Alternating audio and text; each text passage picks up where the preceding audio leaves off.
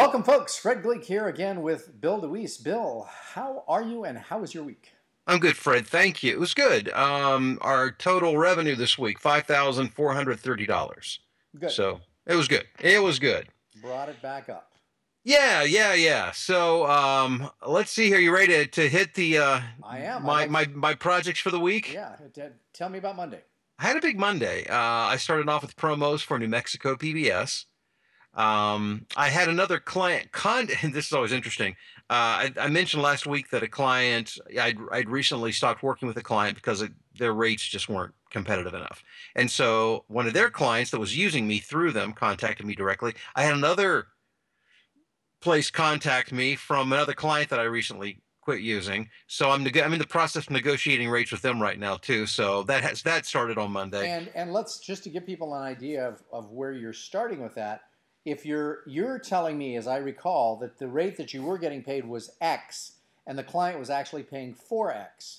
So I would assume your minimum negotiating position now would be 2X, correct? Right. Well, this is another client that I'm talking about now.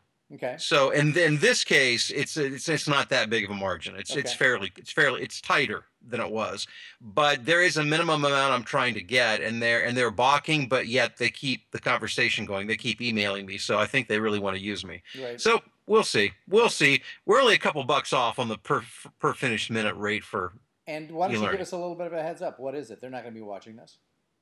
Oh, who's the No, company not the or? company. Tell me the numbers and what they're offering and what you're asking. Oh, okay. Well, my standard e-learning rate now is $20 per finished minute. Okay. A client I'd had forever from China 10 was bucks. paying me $5 a finished Oh minute. my God.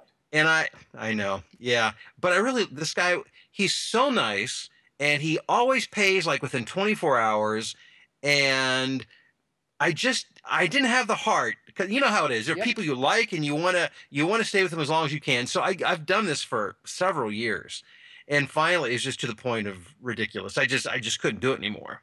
And so I told him, I'm really sorry. I wish I could. I just can't. So this is a company in India who had been working for them contacts me. I hear you're not working for the studio anymore. We'd love to work directly with you. And so they don't want to pay any more than like $6 to $8 per finished minute. And so I said I cannot go. I said my standard rate's 20, but I said I for you I'll do it for 10 because Did if you I tell you him know why? Did you give him what's a that? reason? Did you give him a reason why that you would I do it for didn't. less? No, and I thought about it. Actually, Mallory and I had a discussion about it, and we decided, no, I'm just going to give them the rate. Either they want to pay it or they don't, because that's the rate that I gave this other studio. I said, if you can get that up to 10, I can do it, but otherwise, I just can't. Yeah. And so that's why I could never I could never take less than that for that reason. Plus, I just can't. I mean, I Well, don't have the time for it. I would think that this is a good issue. And by the way, we should probably term this rate negotiation with clients when we put it up. But one of the things that I would think is that when you tell people, normally I do 20, but I will do 10 for you, I would think it would be good to add a reason why. Because you are such an easy client to get along with, blah, blah. Put in a couple things there so that they will know that they better continue to behave in thus and such manner in Well, order to yeah. maintain those rates, don't you think? And the reason I would offer it to them is simply because I was already doing work for them through another client Yeah, because I wouldn't extend that to just anybody. yeah. But yeah, I suppose it wouldn't hurt to say that. But there, the truth is, and I worked in the instructional design space for quite a while, and there is so much outsourcing to India because they'll work for much cheaper. So the truth is, nobody in India is going to pay me $20 a finished minute. Yep, It's just not going to happen. yep, So if I do have a company in India that I'm getting $10 per finished minute, which I consider to be top dollar yep, for that region. yep. So if I can get that and it's consistent and they're easy to work with, I can do that. But anyhow, so that's what happened Okay, with sounds them. good. Let's move Yeah. on. Then I worked for Hitachi. I started a new project for a company called Veritiv. Actually, I started that last week, continued on with a brand new module for them this week. I did a project called Impact Investing Network Map.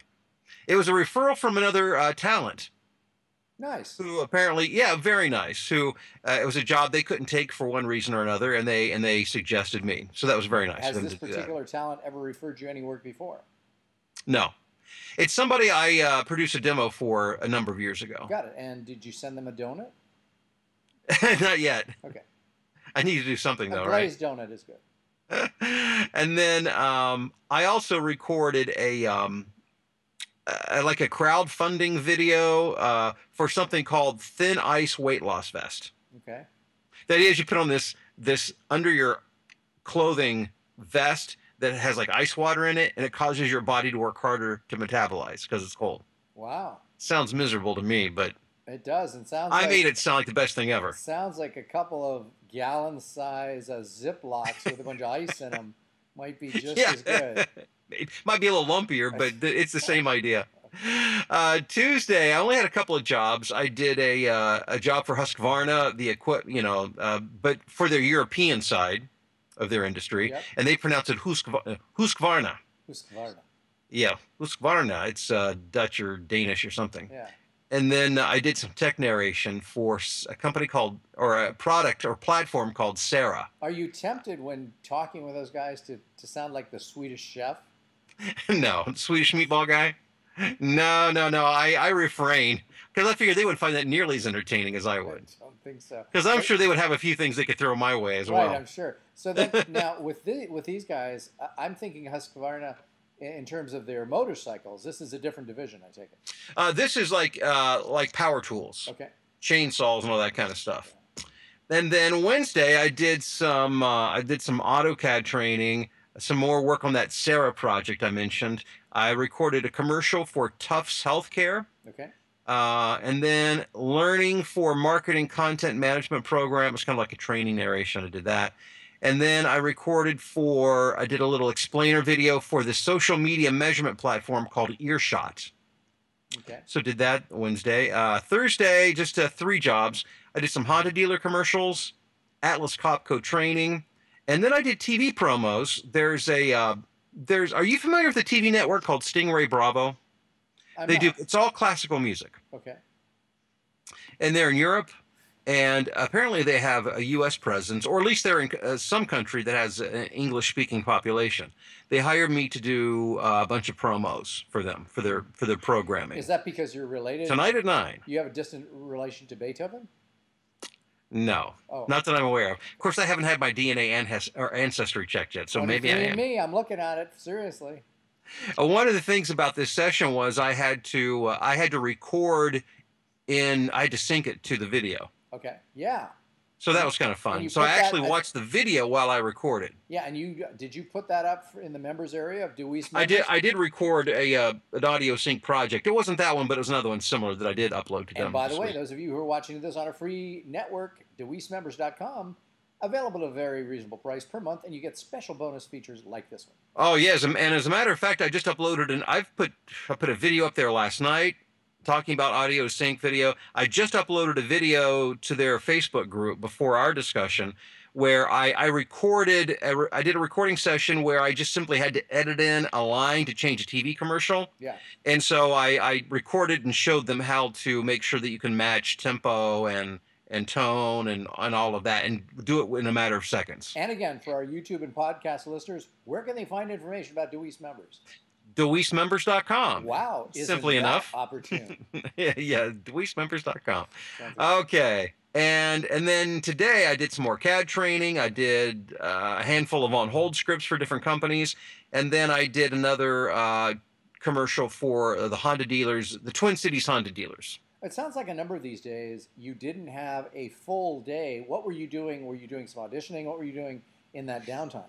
I was auditioning and doing voiceover training stuff. Training folks. So we had a number of those sessions scheduled this week too. Got it. So then, the inquiring minds might want to ask, in the course of your week or month or whatever time period, what percentage of your time is spent doing actual voiceover work versus doing voiceover training work? I sat down the other day to really figure that out because I think I gave you an answer before that I don't even know how accurate it was. But I would say of an 8-hour day, about 5 of that is actually voiceover. About 3 of that is voiceover training related. Wow. So it's actually up to now, what is that, 40%, 35%? Yeah. Wow. And now, again, the reason why what you'd like to do is to be able to up your rates with clients and have voiceover training work there still as well, right? Right. Correct. Correct. And actually, my plan is working very well. You may notice there are days when I mean, I had two projects on one day, three today, three And yesterday, you're still at and I still made over $5,400. 5,000. Yeah. So this plan is working, folks. It is. It is. You just got to be patient, but it's working. Yeah, and we got to remember, for those of you who are listening or watching, Bill has been at this game now over 10 years. And if you were to look at it, might be interesting for you to put up, again, another project for you to ask Mallory about. Wouldn't it be nice for people to be able to see? I would like to see some kind of a graph. Notice it looks like a football. Yeah, I was going to say, kick a field goal. kick the football, yeah. So I'm thinking a graph of your income starting the first year to see what it looked like. I know she's been doing that the past several years. I'll talk to her, see if we can it'd get be something nice together. if we could, and if we had to guesstimate on the first 3 or 4 years, that'd be fine. Yeah, I don't think that would be hard to do. I mean, I know what the numbers are. We just have to put them Because down. I mean, I think that we need to tell and show people, hey, that this is a long game. This isn't a short game project. Yeah. And if you want to do it, here's what I did and here's how I did it. And I think that would be important. Yeah, very good. Well, good. Any other final thoughts before we close up for the week? No, I have nothing really insightful aside from what I've already shared. That's about it, I think. Well, there you have it, folks. Bill's week. And Bill, thank you very much for your time. Thanks, Fred. Have a good weekend. You too. Or in this case, Tuesday or